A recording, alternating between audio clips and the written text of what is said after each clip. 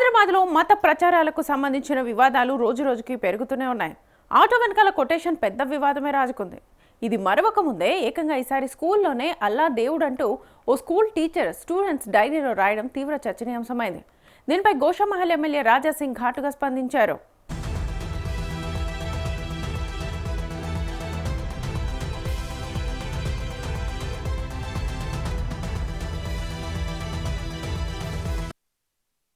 నగరంలోని సైదాబాద్ పరిధిలో ఉన్న సక్సెస్ స్కూల్ చుట్టూ ఇప్పుడు పెద్ద గొడవ జరుగుతోంది. కేవలం 2వ తరగతి చదువుతున్న ఓ విద్యార్థికి కల్మా చదువుకొని రావాలంటూ ఓ టీచర్ హోంవర్క్ ఇచ్చింది. ఇది మాత్రమే కాకుండా మరికొన్ని మత ప్రార్థనలను కూడా నేర్చుకోవాలి రావాలంటూ సదరు విద్యార్థి డైరీలో రాసి పంపించింది. అయితే ఇంటికి వచ్చాక ఆ డైరీ చూసిన విద్యార్థి తల్లిదండ్రులు నేరుగా పోలీసులకు ఫిర్యాదు చేశారు.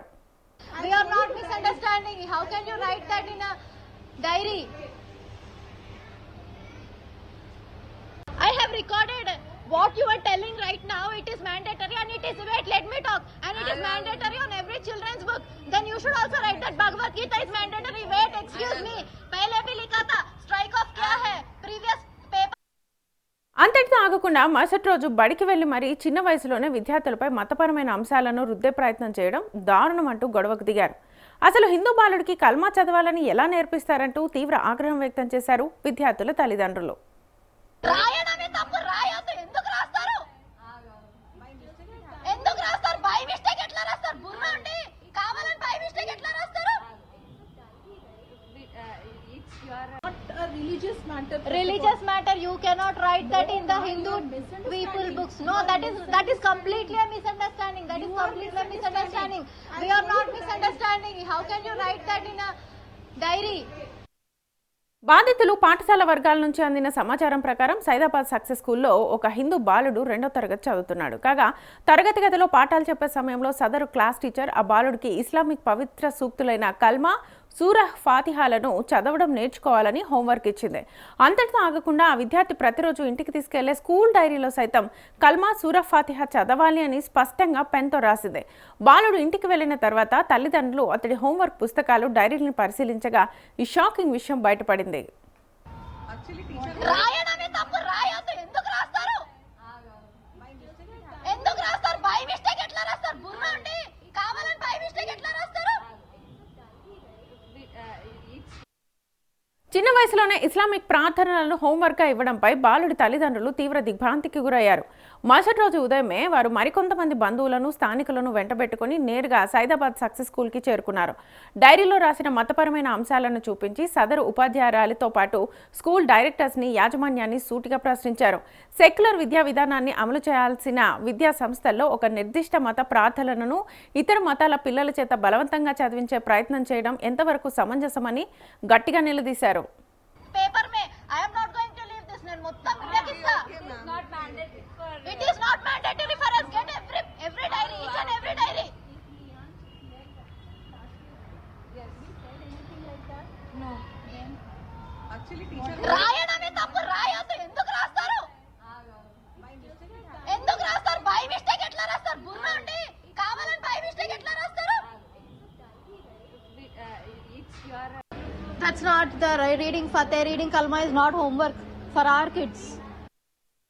ఈ సంఘటనతో పాఠశాల ప్రాంగణంలో కాసేపు గందరగోళ వాతావరణం ఏర్పడింది. సమాచారం అందుకున్న పోలీసులు ఎలాంటి అవాంఛనీయ ఘటనలు జరగకుండా ముందస్తు జాగ్రత్తలు తీసుకున్నారు. విద్యాసంస్థల్లో ఇలాంటి ఘటనలు పునరావృతం కాకుండా విద్యాశాఖ అధికారులు సదరు పాఠశాల మీద కఠిన చర్యలు తీసుకోవాలని తల్లిదండ్రులు, హిందూ సంఘాల నేతలు డిమాండ్ చేస్తున్నారు. How can you write that in a diary? I have recorded what you are telling right now. It is mandatory and it is, wait, let me talk, and it is mandatory on every children's book. Then you should also write that Bhagavad Gita is mandatory. Wait, excuse me, pehle bhi likha tha, strike off kya hai, previous paper mein. I am not going to leave this. నేను మొత్తం ఇవ్వకిస్తా. తెలంగాణలో మత మార్పిడి ఆలోచనలో పెద్ద కుట్ర నడుస్తోందని Goshamahal MLA Raja Singh ఆరోపించారు. హిందువులపై భౌతికంగానే కాకుండా మతంపై, వారి ఆచారాలపై దాడి చేయాలన్న లక్ష్యంతో ఓ వర్గం వారు పనిచేస్తున్నారని తీవ్ర స్థాయిలో ఆగ్రహం వ్యక్తం చేశారు. ఇలా మత ప్రచారాలు చేస్తున్న విద్యా సంస్థలపై కలెక్టర్, అధికారులు చర్యలు తీసుకోవాలని రాజాసింగ్ డిమాండ్ చేశారు. That's not the reading Fateh, reading Kalma is not homework for our kids. That is completely unacceptable.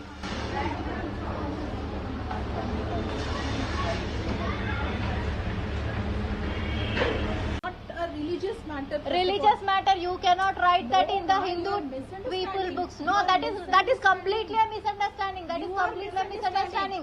We are not misunderstanding. How can you write that in a diary? I have recorded what you are telling right now. It is mandatory and it is, wait, let me talk. And it is mandatory on every children's book. Then you should also write that Bhagavad Gita is mandatory. Wait, excuse me. Pehle bhi right, ఇక ఇదే అంశానికి సంబంధించి స్పందించడానికి మనతో పాటు శరత్ గారు, ABVP కార్యకర్త, మనతో పాటు లైన్లో సిద్ధంగా ఉన్నారు. నమస్తే శరత్ గారు.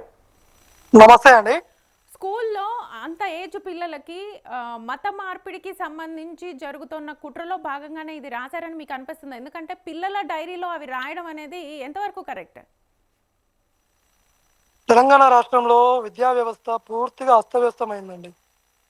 గతంలో శంకరపల్లిలో చూసాం, చిన్న పిల్లలకి ఇదే విధమైనటువంటి ఘటన జరిగింది. ఒక 2 నెలలేమో అవుతుంది అంతే. ఇప్పుడు సైదాబాద్లో జరిగింది. వెలుగులో వచ్చినటువంటి ఘటనలు ఈ రెండైతే, వెలుగులోకి రానటువంటి ఘటనలు ఇంకెన్నున్నాయో ఒక్కసారి ఆలోచించండి. శంకరపల్లి ఘటనలో కనుక చూస్తే విద్యార్థులని ఇదే విధంగా చిన్న మైండ్లో వాళ్ళు ఏది చెప్తే అది నమ్మేటువంటి ఈ చిన్న మనస్తత్వాలకి ఒక ఉపాధ్యాయ వృత్తిలో ఉండి ఉపాధ్యాయులు ఈ విధంగా వ్యవహరించడం అనేది చాలా దుర్మార్గమైనటువంటి చర్య.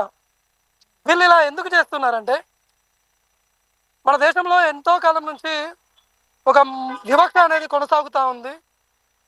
ఆ మైనార్టీ ఫోబియో అనేది పిల్లలలో చొప్పించేందుకు కుట్రలు చేస్తూ ఉన్నారు. మానవ బాంబులుగా మారి కూడా విద్యార్థుల్ని బలి చేస్తున్నటువంటి పరిస్థితి దాపురించింది. ఇట్లాంటి చిన్నపిల్లలకి ఈ కల్మా బోధించి మా దేవుడే గొప్ప, పక్కల దేవుడు అందరు సైతాన్లు, పక్కలు శత్రువులు, వాళ్ళకు ఒక కుట్రపూరితమైనటువంటి మనస్తత్వాలని ఉపాధ్యాయ వృత్తిలో ఉండి విద్యార్థుల్ని తీర్చిదిద్దుతున్నటువంటి దుర్మార్గమైనటువంటి నీతి తెలంగాణలో దాపురిస్తూ ఉంది. దీని మీద విద్యాశాఖ కఠినమైనటువంటి నిబంధనలు తీసుకోవాలా, కఠినమైనటువంటి చర్యలు తీసుకోవాలా.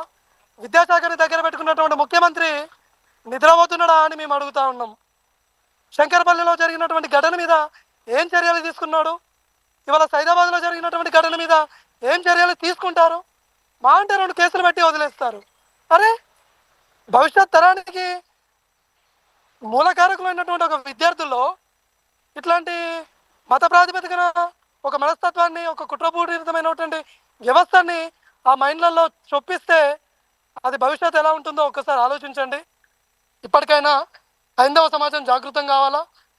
విద్యార్థులు స్కూల్కి పోతున్నారు కదా, వస్తున్నారు కదా కాదు, విద్యార్థుల తల్లిదండ్రులు కూడా ఇంటికి వచ్చినప్పుడు వాళ్ళ యొక్క పుస్తకాలను ఒకసారి తిరిగేసి చూడాల్సినటువంటి అవసరం ఎంతైనా ఉంది. విద్యాశాఖ ముఖ్యంగా డిఈఓలు, ఎంఈఓలు ఏం చేస్తున్నారండి? నిద్రపోతున్నారా? విద్యాశాఖలలో ఇలా జరుగుతూ ఉంటాయి. ఉపాధ్యాయుల మీద వాళ్ళకు నిత్యం వాళ్ళకు ఒకవేళ మతబోధన చేయాలని ఉంటే మదర్సాలు ఉంటాయి కదండి. మదర్సాలను ప్రత్యేకంగా వాళ్ళ కోసమే ఉన్నాయి కదా, పోయి అక్కడ చేపించుకోవచ్చు కదా. హిందువుల పిల్లలకి ఎందుకు చెప్పియాలి మతబోధన? హిందువుల పిల్లలకు చెప్పాల్సినటువంటి అవసరం ఏముంది? అంత ఆవశ్యకత ఏముంది? ఒక్కసారి ఆలోచించుకోవాల్సినటువంటి అవసరం ఎంతైనా ఉంది. విద్యాశాఖ తెలంగాణలో పూర్తిగా అస్తవ్యస్తమైంది. విద్యాశాఖను దగ్గర పెట్టుకున్నటువంటి ముఖ్యమంత్రి ఏం రివ్యూలు చేస్తున్నాడో, మరి పిల్లలకి ఏం చెప్తా ఉన్నాడో, ఉపాధ్యాయులకు ఏం చెప్తా ఉన్నాడో అర్థం కానిటువంటి పరిస్థితి. ఇప్పటికే విద్యార్థుల్లో ఎంతోమంది ఫుడ్ పాయిజన్ అయ్యి హాస్పిటల్ పాలవుతున్నటువంటి పరిస్థితి ఒకవైపు ఉంటే, గురుకులాలలో సరైనటువంటి భోజనమే పెట్టినటువంటి పరిస్థితి ఒకవైపు ఉంటే, విద్యార్థుల మనస్తత్వాల్లో మతబోధన చేసినటువంటి పరిస్థితి ఒకవైపు ఉంది. మరోవైపు ఫీజు రియంబర్స్మెంట్ రాక వందలాది మంది విద్యార్థులు చదువుకి దూరం అవుతున్నటువంటి పరిస్థితి మరోవైపు ఉంది. ఇవన్నీ కనుక పరిశీలిస్తే తెలంగాణలో విద్యా వ్యవస్థ పూర్తిగా అస్తవ్యస్తమైంది. విద్యా వ్యవస్థను దగ్గర పెట్టుకున్నటువంటి ముఖ్యమంత్రి నిద్రపోతూ ఉన్నాడు, నిద్రావస్థలో ఉన్నాడు. ఇప్పటికైనా ముఖ్యమంత్రి గారు కళ్ళు తెరవాలా. మతబోధన ఎందుకు చెప్పాలా విద్యార్థులకి, చిన్న మనస్తత్వాలకి? మా అంటే 10 ఏళ్ళు లేనటువంటి పిల్లలకి మతబోధన చెప్పించి ఏం చేస్తారు? చెప్పేటువంటి ఆ ఉపాధ్యాయులకి కనీసం ఇంకితం లేదా? ఇంత మతం మీద వాళ్ళకి అంత అభిమానమై కనుక ఉంటే వాళ్ళు సపరేట్ మదర్సాలు ఉంటాయి కదా, ఆ మదర్సాలలో కనీసం జనగణమన కూడా నేర్పారు కదా, పోయి అక్కడ చెప్పించుకోండి మత బోధన. ప్రైవేట్ స్కూళ్ళలో ఎందుకు? Okay okay. అండ్ పర్టికులర్గా ఈ స్కూల్ విషయానికి వస్తే ఒకసారి టీచర్ ఎవరైతే ఉన్నారో ఆ టీచర్ని పేరెంట్ కూడా క్వశ్చన్ చేస్తున్నారు, బట్ తను ఆన్సర్ ఇవ్వకుండా వెళ్ళిపోతున్నారు. దీనికి సంబంధించి అసలు పోలీస్ శాఖ కానీ లేదంటే మీరు చెప్పినట్టుగా డిఈఓలు కానీ ఏమైనా చర్యలు శ్వేత గారు ఒకటి గుర్తుపెట్టుకోండి, తల్లిదండ్రులు అడుగుతారో పోతారండి అంతే. మళ్ళీ కేసుల వరకు పోయినామనుకో, ఈ చిన్న పిల్లగాన్ని ఈ స్కూల్లో వేసి కేసుల చుట్టూ తిరుగుడు, పొద్దున్న ఎత్తే మేము పని చేసుకునేటోళ్ళం, ఈ కేసుల చుట్టూ ఎందుకు తిరగాలి అని తల్లిదండ్రులు ఆలోచిస్తూ ఉంటారు. అవును, ప్రభుత్వాలు ఏం చేస్తా ఉన్నాయి? నిద్రపోతా ఉన్నాయా? విద్యాశాఖ అధికారులు ఏం చేస్తా ఉన్నారు? నిద్రపోతా ఉన్నారా? విద్యాశాఖ అధికారులు చర్యలు తీసుకోవాలా, ఆ శాఖను చూసేటువంటి చర్యలు తీసుకోవాలా. ఆ స్కూల్ పర్మిషన్ ఎత్తాయి, ఎవడు పెట్టమన్నా నీకు పర్మిషన్ ఓడియమన్నాడు? మతబోధన చేస్తున్నాడు విద్యాశాఖ రూల్స్ కి. ముందు కూడా దీనికి సంబంధించి కొన్ని ఇష్యూస్ జరిగాయి. ఎందుకంటే ఇప్పుడు రంజాన్ టైంలో వాళ్ళు ఫాస్టింగ్తో వస్తే వాళ్ళకు కొన్ని ఎగ్జామ్షన్స్ ఇచ్చారు. అదే టైంలో ఇది మనకి మాలలు వేసుకుని వచ్చిన వాళ్ళని స్కూల్లోకి పర్మిట్ చేయలేదు. అలాంటప్పుడు మీ వైపు నుంచి కానీ లేకపోతే హిందూ సంఘాల తరఫు నుంచి కానీ ఎలాంటి? ఒకటండి, మన దగ్గర మీరు అన్నట్టు మన దగ్గర సెక్యులరిజం ఎట్లుందంటే, మాలలు వేసుకొని స్కూల్కి వస్తేనేమో స్కూల్కి రావద్దు, వాడు టోపీ పెట్టుకొని రావచ్చు, ఇంకో అమ్మాయి పైజామా వేసుకొని రావచ్చు, బుర్కా కట్టుకొని రావచ్చు, అక్కడ ఏ రెగ్యులేషన్స్ ఉండవు. ఎగ్జామ్ సెంటర్కి పోతే పుస్తల మెట్టలు కలిసి తీసేస్తారు. కానీ పక్కలు వాళ్ళు బుర్కా వేసుకొని వచ్చినా కూడా ఎగ్జామ్ రాయిస్తారు. ఇది మన దగ్గర ఉన్నటువంటి సెక్యులరిజం. అయ్యప్ప మాల వేసుకొని వస్తే తప్పు, శివమాల వేసుకొని వస్తే తప్పు. రంజాన్ టైంలో స్టూడెంట్ వచ్చి స్కూల్ ఒక 5-6 స్టూడెంట్లు ఉంటే వాళ్ళు అక్కడ ప్రార్థనలు చేసుకోవచ్చు, తప్పు లేదు. అప్పుడు రోడ్ల మీద ప్రార్థనలు చేసుకోవచ్చు, తప్పు ఉండదు. అరే నిన్న చూడండి, ఎక్కడ లోపం ఉందని మీకు అనిపిస్తుంది? వ్యవస్థనే సర్వనాశనం అయిందండి.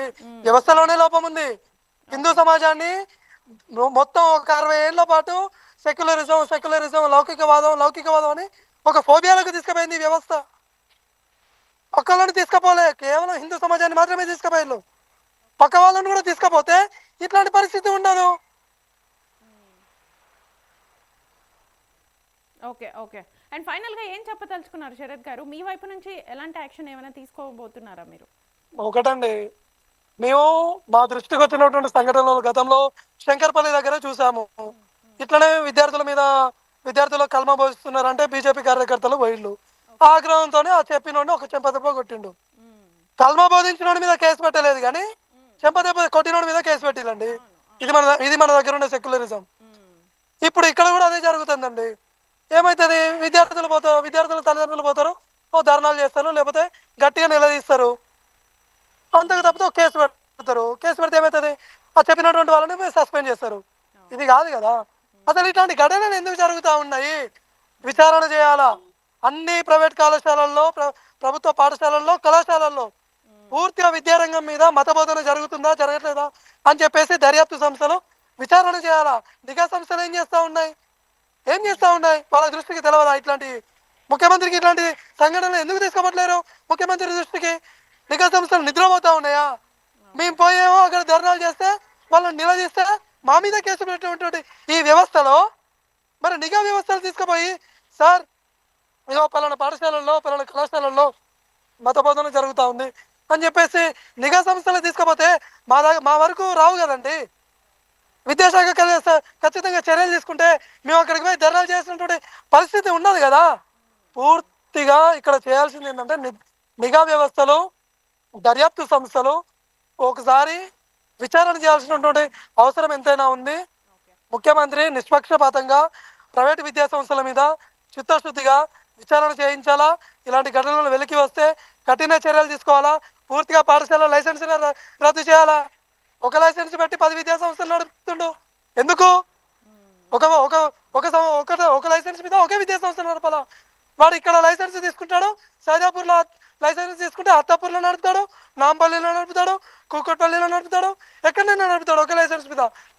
ఈ వ్యవస్థ మొత్తం చాలా భ్రష్టు పట్టింది.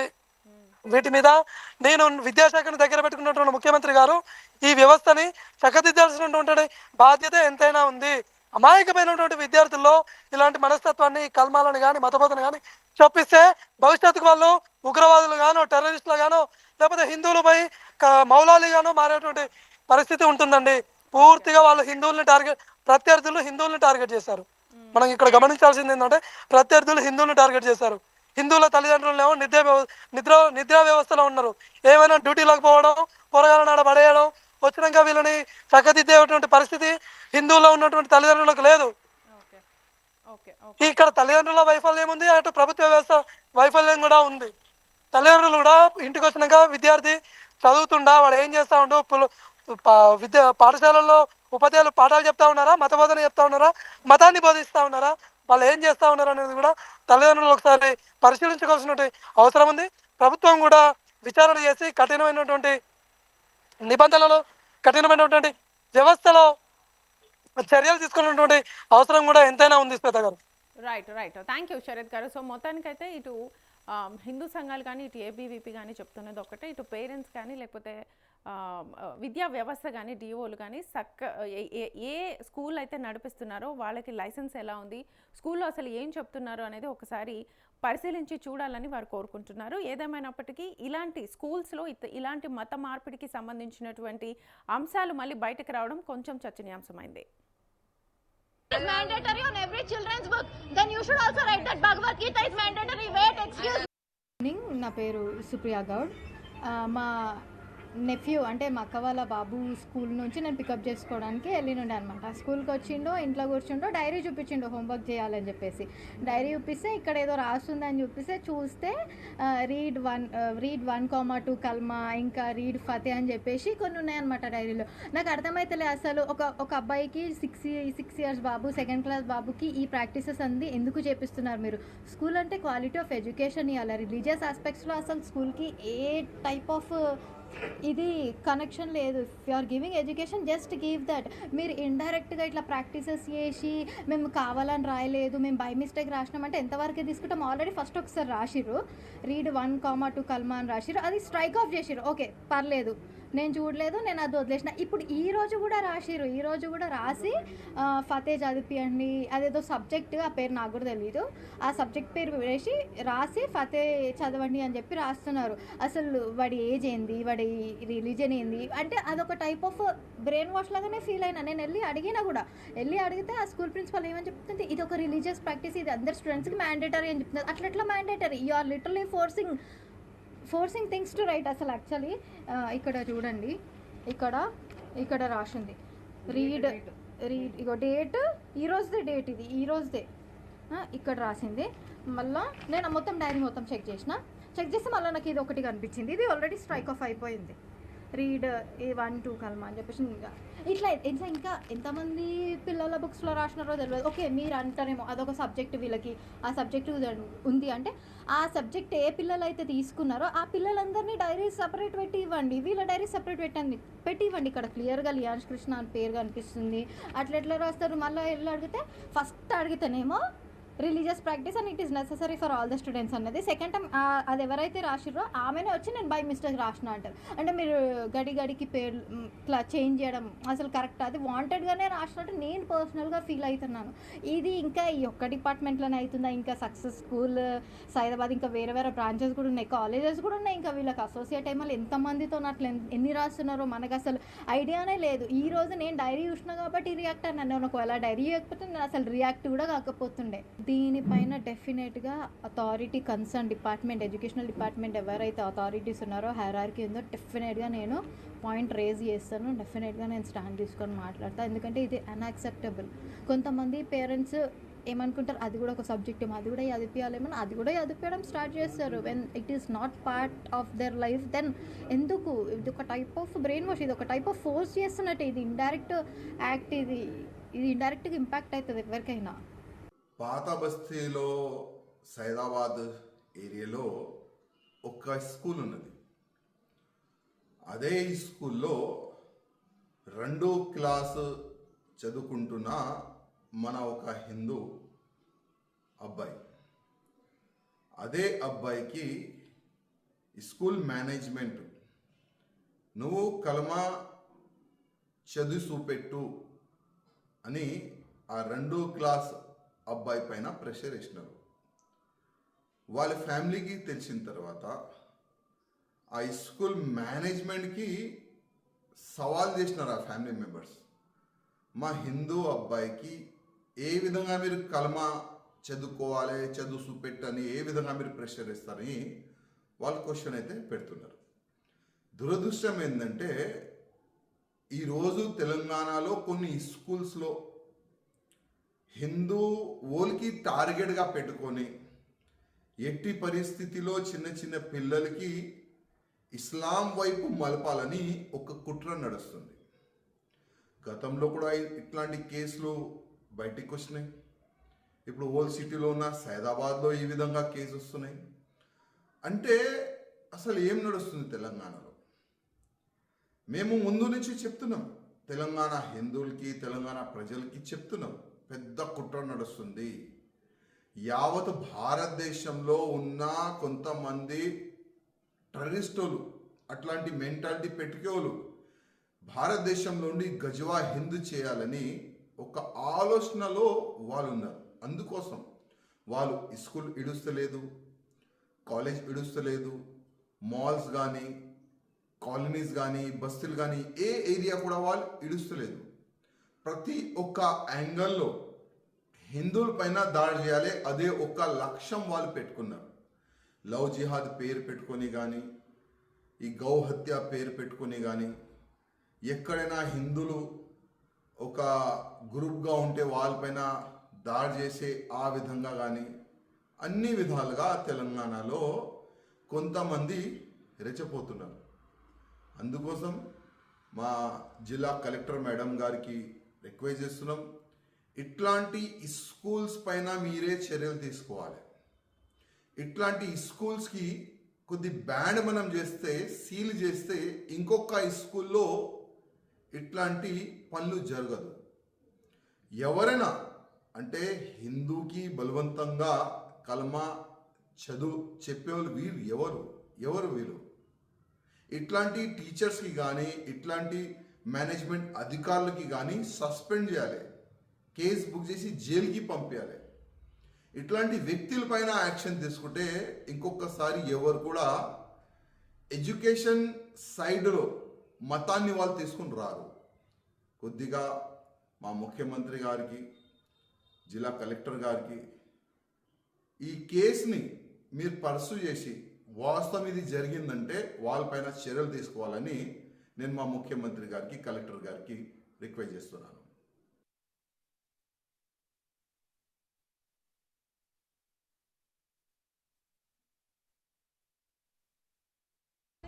ఎందుకు రాస్తారు? బై మిస్టేక్ ఎట్లా రాస్తారు? బుర్ర ఉండి కావాలని బై మిస్టేక్ ఎట్లా రాస్తారు? That's not the reading Fateh, reading Kalma is not homework for our kids. That is completely unacceptable.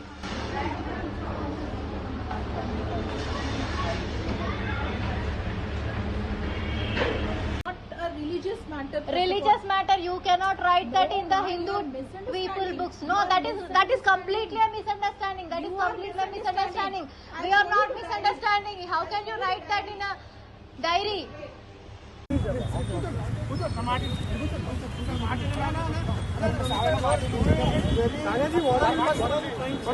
The police is working high-handedly. I have come here to question the police why no FIR is registered, why they are preventing people to go to school. They are unnecessary. My demand is to arrest the principal who is forcibly trying innocent minds to read. I have recorded what you are telling right now. It is mandatory.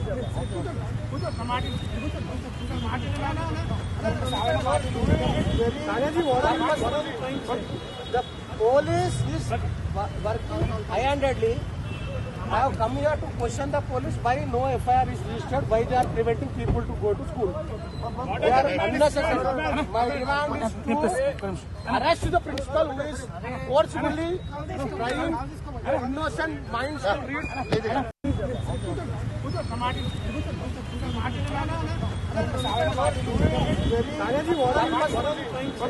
The police is working high-handedly. I have come here to question the police why no FIR is registered, why they are preventing people to go to school. They are unnecessary. My demand is to arrest the principal who is forcibly trying innocent minds to read. I have recorded what you are telling right now. It is mandatory and it is, wait, let me talk. And it is mandatory on every children's book. Then you should also write that Bhagavad Gita is mandatory. Wait, excuse me.